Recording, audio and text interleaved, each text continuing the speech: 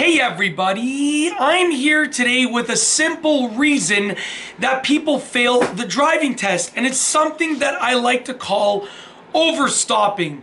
Now, I'm not sure if there's an official term for it, but I'm going to tell you exactly what it entails, how to avoid doing it, and the reason that you should avoid doing it, and sort of like why it causes people to fail. So this is what overstopping is. This is my opinion. It's sort of a term that I've just come up with.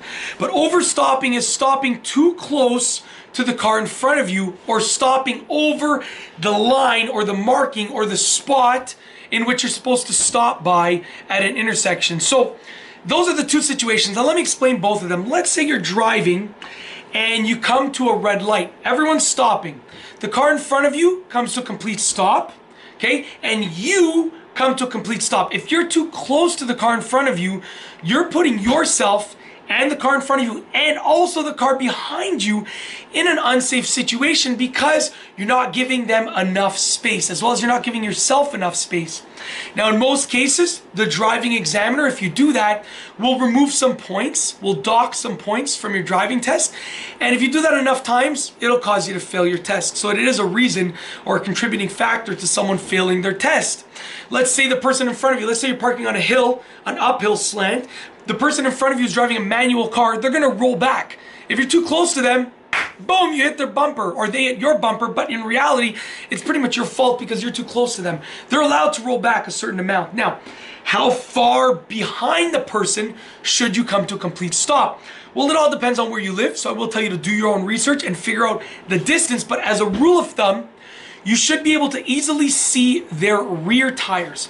If you can see their rear tires, as a rule of thumb, most of the time that means that you're gonna have enough space. But also, if you wanna leave more than enough space to just be safe, then what you can do is you can end up seeing their rear tires along with a little bit of pavement. If you can see the rear tires along with a bit of the ground, then you can be almost certain that you are far enough back, that you are far back enough. Now let's say it's a pickup truck in front of you, or a bigger truck where the tires are higher up. Well then, if you can see the rear tires, you might still be close to them, so you have to really use your judgment depending on the car or the vehicle that is stopped in front of you. Now the other version of overstopping that I was speaking about is when you stop just ahead of where you need to be stopped at an intersection. Now, in most intersections, there are going to be lines marked on the road that will allow you to know where you have to stop by. With most stop signs, with most traffic lights, that's going to be the situation. Your front bumper, the front millimeter of your front bumper should not go on that line or past that line. Like literally where the line is, your front bumper should be behind that line. That's a good rule of thumb to work with. Now, you need to know how to estimate the distance of where your front bumper is in order for this to happen. And in order for that to happen, you have to practice. So practice makes perfect.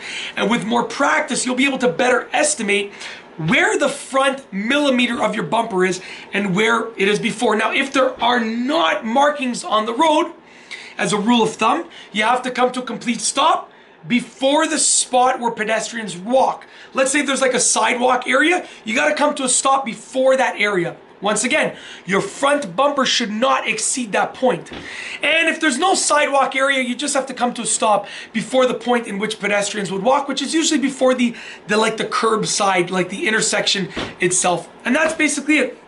That is a reason to fail the driving test, which is what I like to call overstopping. If you like this video, be sure to give it a thumbs up. Let me know what you think down below as a comment. And of course, be sure to subscribe for more great car and driving videos just like this one. And that's all I have for you today. Thanks for watching.